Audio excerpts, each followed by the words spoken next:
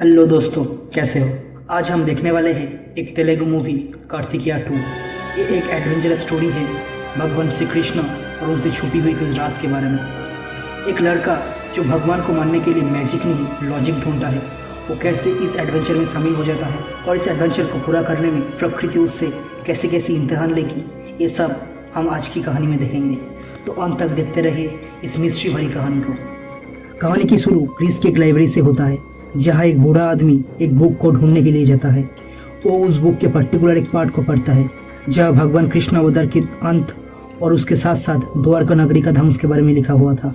वो आदमी बुक की पर्टिकुलर उस पार्ट को ले लेता है और निकल जाता है। लेकिन हम देखते हैं एक आदमी उस आदमी का पीछा कर रहा होता है। फिर कहानी अमर हॉस्पिटल पे शिफ्ट होता है, जहाँ की ऑक्सीजन सिलेंडर के रूम में एक सांप घुस गया है। तो वो लोग उसे भगाने के लिए कार्तिक को बुलाता है, जो इस काम के एक्सपर्ट थे। कार्तिक पेशे में एक डॉक्टर था, लेकिन इसके साथ साथ उसकी एक और शौक थी, अनजान चीज़ों के बारे में जानना। फिर कार्तिक हॉस्पिटल पे आके उस सब को बाहर निकालता है। उसके बाद हम देखते हैं वही बुढ़ा आदमी प्लेन से वापस इंडिया आ रहा है, जहाँ पे उसकी मुलाकात एक लड़की से होता है और हमें पता चलता है वो बुढ़ा आदमी एक फेमस आर्कियोलॉजिस्ट है। वो उस लड़की को भारत देश के बारे में बोलने लगता है। वो कहते हैं आज जो तुम भारतवर्ष देख रहे हो वो एक छोटी सी अंश है। असल में भारतवर्ष की जड़ रसिया से लेकर वियतनाम तक फैली हुई है। तो लड़की कहते हैं ये सब जान के हमें क्या फ़ायदा होगा सर। तो वो आदमी कहता है द वे ऑफ लाइफ, जिंदगी जीने का ढंग, जो हम भूल चुके हैं अभी। फिर वो लोग उतर जाते हैं और अपने अपने रास्ते में जाने लगता है। लेकिन वो लड़की कोई आम लड़की नहीं था, वो एक जासूस था और उस आर्कियोलॉजिस्ट का भारत में आने का खबर एक आदमी को दे देता है। फिर हम देखते हैं एक पुजारी मंदिर का कुछ आभूषण लेकर भाग रहा था, तो एक आदमी उसको मार के वो सोना ले लेता है और वो सारी सोना भगवान श्री कृष्ण को वापस कर देता है। ये लोग अवीर थे, इनके बारे में हम आगे देखेंगे। इसके बाद हम देखते हैं एक आदमी हॉस्पिटल के आईसीयू के अंदर हवन कर रहा होता है, तो कार्तिक उसे ये सब करने से रोकता है। लेकिन वो आदमी फिर भी नहीं मानते। वो कहते हैं मैं मेयर हूँ, मुझे बताने की जरूरत नहीं है कौन ठीक है और कौन भूल। तो कार्तिक उसे एक थप्पड़ लगा देता है और वहाँ से बाहर निकाल देता है उसे। लेकिन इस सब की वजह से उसे सस्पेंड कर दिया जाता है एक हफ्ते के लिए। अब ये सब अपशगुन देख के कार्तिक की माँ पंडित जी को बुलाता है। तो पंडित जी के कहते हैं आप द्वारका जाके श्री कृष्ण जी का दर्शन कीजिए और अगर कोई ना पूरी की गई मन्नत हो तो उसे पूरा कर दीजिए। लेकिन कार्तिक द्वारका नहीं जाना चाहते थे, लेकिन उसकी माँ की जबरदस्ती के लिए उसे जाना पड़ता है। उधर उस आर्कियोलॉजिस्ट जो ढूंढ रहा था वो उसे मिल जाता है, लेकिन उसके पीछे सिर्फ वो अकेला नहीं था, और भी बहुत लोग थे। उनमें से एक थे शांतनु, जो सीक्रेट सोसाइटी नाम की एक ऑर्गेनाइजेशन का हेड था। वो उस आर्कियोलॉजिस्ट पर हमला कर देता है। वो जैसे तैसे अपना जान बचा के कार्तिक के पास आ पहुंचते हैं और उसे कुछ कहने की कोशिश करता है, लेकिन उनकी हालत बहुत खराब था। तो कार्तिक उसके लिए एक गाड़ी लेने जाता है, लेकिन जब गाड़ी लेके वो आता है तब देखते हैं वो आदमी कहीं गायब हो चुका था। अब ये सब बात कार्तिक जाके अपने मामा को कह देती है, तो उसके मामा ये सब चीजों से उसे दूर लेने के लिए कहता है। अगली सुबह कार्तिक के माँ कहीं मिल नहीं रहे थे, तो वो लोग उसे ढूंढने निकल जाता है। कार्तिक ढूंढते ढूंढते एक पुलिस वाले के पास पहुंचते हैं, लेकिन वो पुलिस वाले उल्टा कार्तिक को ही पकड़ के ले जाता है। जहाँ एक पुलिस ऑफिसर उसे कहता है पिछले रात को वो आर्कियोलॉजिस्ट कार्तिक को क्या कहा था वो कहने के लिए। कार्तिक उन लोगों को कुछ नहीं कहते। तभी एक लड़की पुलिस स्टेशन में आके कार्तिक के हाथ में एक चिरकुट दे देता है, जहाँ पे लिखा हुआ था खिड़की से कूद जाओ। तो कार्तिक खिड़की से कूद जाता है और वो लड़की कार्तिक को लेकर भाग जाता है। अब ये सारी घटना कार्तिक के लिए कोई आश्चर्य से कम नहीं था। वो उस लड़की को ये सब के बारे में पूछता है। फिर वो लड़की अपना परिचय देता है। उसका नाम मुक्ता था। कल जो आदमी कार्तिक के पास आया था, यानी उस आर्कियोलॉजिस्ट का वो पोती थे। वो लोग ये सब बातें कर ही रहे थे, तभी एक अवीर उन लोगों पर हमला कर देता है। वो बड़ी खतरनाक और ताकतवर था, लेकिन भगवान श्री कृष्ण की मूर्ति को देखते ही वो बिल्कुल शांत हो जाता है। कार्तिक और मुक्ता कैसे भी करके उससे पीछा छुड़ा लेता है और एक स्वामी जी के पास पहुंचते अवीरों के बारे में पता करने के लिए, जहाँ वो स्वामी जी अवीरों के इतिहास बताते हैं। अवीर लूटपाट करते थे, लेकिन आम द्वारकावासी की तरह भगवान श्री कृष्ण को बहुत मानते थे और पूजा करते थे। लेकिन द्वारकावासी उन लोगों को मंदिर में प्रवेश करने नहीं देते और उनको नीचे जात समझते थे। जब श्री कृष्ण का अंत हुआ, अवीरों ने कृष्ण की मूर्ति चुरा ली और उन्हें पूजने लगा। लेकिन जब द्वारकावासी को इसके बारे में पता चला, तो लोग अवीरों को बहुत बुरी तरह से मार के श्री कृष्ण की मूर्ति लेके चला गया। तब से अवीरों ने प्राण ली कि कृष्ण पक्ष के अलावा और किसी दिन कोई भी भगवान के पास नहीं जाएगा। जब द्वारका नगरी का ध्वंस हो गया, तब बची हुई द्वारकावासी अवीरों से बहुत डरने लगे। लेकिन कार्तिक को ये नहीं समझ आ रहा था कि अवीर उसे मरना क्यों चाहते थे। तो मुक्ता उसे कहती है मेरे दादाजी जो काम कर रहे थे वो पूरा करने के लिए तुम्हें चुना है और इसीलिए तुम अभीरों की नजर में आ गए हो। फिर कार्तिक को पता चल जाता है कि उसकी माँ किडनैप नहीं हुई है, वो तो भजन सुनने गई थी। तो कार्तिक उसकी माँ को वही रहने के लिए बोलता है और निकल जाता है उस मिस्ट्री को ढूंढने के लिए। फिर वो लोग मुक्ता के दादाजी की लाइब्रेरी पे पहुंचते हैं, जो बहुत दिनों से बंद था। वह जाके कार्तिक को बहुत कुछ पता चलता है श्री कृष्ण ने उनके अंत से पहले उद्धव को अपनी पाँव की कड़ा दिए थे। वो कड़ा किसी के हाथ न लग पाए, इसलिए उद्धव ने उस कड़े को एक जगह छुपा दी और जो उसके लायक है सिर्फ वही उसको ढूंढ पाएगा, ऐसे एक आधार बनाया। फिर कार्तिक वहाँ एक पिक्चर देखती है, उसकी मामा उसे कहता है ये तो कृष्ण तालाब है, तो वो लोग कृष्ण तालाब के लिए निकलते हैं। जहाँ जाते ही कार्तिक उस तालाब में कूद जाता है और उसे एक मोर मिलती है। फिर वो लोग बस वहाँ से निकलने ही वाले थे, तभी वह शांतनु के भेजे हुए लोग पहुंच जाता है।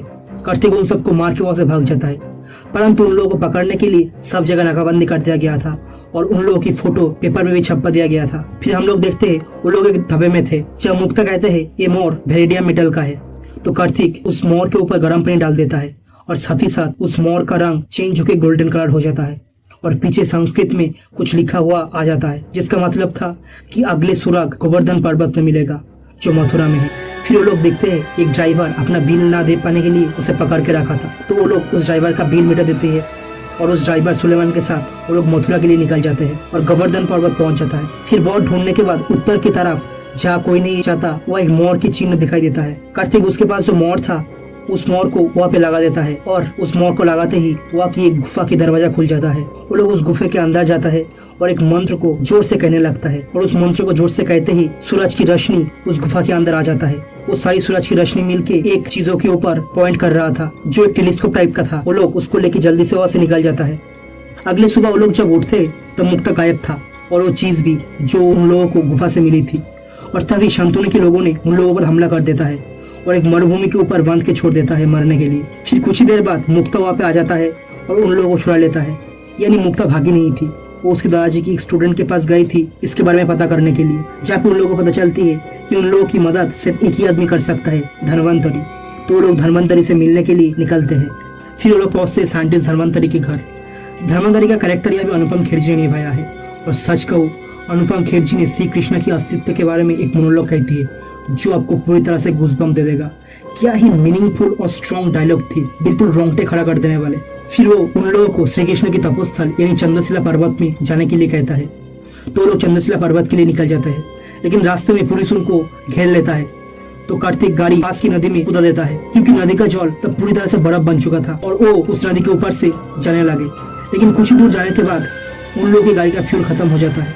फिर वो लोग पास के एक पत्थर में रुक जाता है, लेकिन तभी शांतनु की गुंडे उन लोगों को उनकी गन पॉइंट पर ले लेता है और उन्हें बस मारने ही वाले थे तब एक अभीर वहाँ पहुंच जाता है और उस गुंडों को मार देता है। फिर वो कार्तिक के मामा को भी मारने वाले थे, लेकिन पता नहीं क्यों वो रुक जाता है। तो वो लोग घड़ी में देखते हैं कि कृष्ण पक्ष शुरू हो गया है और अगले 26 घंटे तक अभीर उन लोगों को कुछ नहीं करेगा। फिर वो लोग निकलते चंद्रशिला पर्वत की ओर, लेकिन वहाँ की रास्ता बहुत ही दुर्गम था, तो कार्तिक बाकी लोगों को वहाँ छोड़ के वो अकेले ही निकलता है चंद्रशिला पर्वत के लिए। जहाँ वो जाके गोवर्धन गिरी से जो टेलीस्कोप मिला था उससे सितारों को देखने लगता है और उसे आगे की रास्ता मिल जाता है।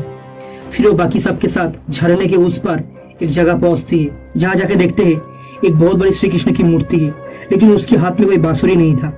तभी वह अभी अपनी बाकी साथियों के साथ पहुंचते हैं और उन लोगों को मारने लगता है। तभी कार्तिक उस टेलीस्कोप और मोर को एक साथ जोड़ देता है जो एक बांसुरी बन चुका था और वो उसे श्री कृष्ण के हाथ में रख देता है। फिर वह की गुप्त दरवाजा खुल जाता है जो कि सांपों से भरा हुआ था। कुछ अभीर उसके अंदर जाने की कोशिश करते हैं, लेकिन वो सांप उन सबको मार देता है। फिर कार्तिक अपने इंद्रियों को कंट्रोल करके उन सांपों के बीच से चला जाता है उस काड़े के पास। फिर वो उस काड़े को उठा लेता है और ये सब देख के अभीर कार्तिक के सामने अपना शस्त्र डाल देता है, क्योंकि ये काम करने के लिए खुद भगवान श्री कृष्ण ने उसे सुना है। और इस काड़े के मिलने के साथ साथ ही कार्तिक की खोज पूरी हो जाता है और इस खोज के लिए कार्तिक को अवार्ड भी मिलता है। फिर हम देखते हैं शांतनु कार्तिक को उसके साथ आने के लिए कहता है, लेकिन कार्तिक उसे मना कर देता है और कहते हैं संभल के रहिएगा, कृष्ण पक्ष समाप्त हो चुका है और अभीर आपको ढूंढ रहा है। फिर हम देखते हैं अभीर शांतनु को मार देता है और उधर कार्तिक अपने दूसरे एडवेंचर के लिए निकल जाता है, जहाँ हम देखते हैं कार्तिक के पास एक चाबी है, लेकिन उस चाबी का दरवाजा अटलांटिक समुद्र के कहीं नीचे है। और इसी सस्पेंस के साथ इस मूवी का एंड होता है। अब मैं तो इसके नेक्स्ट पार्ट के लिए बेसब्री से इंतजार कर रही हूँ, होप जल्दी से आ जाए। अगर आप भी इसके नेक्स्ट पार्ट के लिए इंतजार कर रहे हैं तो मुझे ज़रूर बताइए। और हाँ, मूवी का एक्सप्लेनेशन आपको कैसा लगा कमेंट में ज़रूर बताइए और वीडियो को लाइक करके सब्सक्राइब जरूर कर दीजिए ताकि नेक्स्ट पार्ट आपसे मिस ना हो जाए।